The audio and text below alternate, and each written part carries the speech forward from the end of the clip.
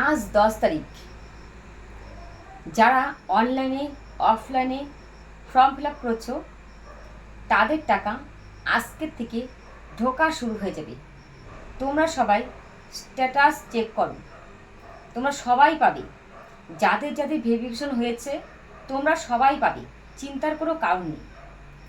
আজকে ছাড়বে, আবার 15 তারিখে আবার ছাড়বে, আবার পরবর্তী আবার ছাড়বে। সম্পূর্ণ জুলাই মাসটাই টাকা ছাড়া হবে।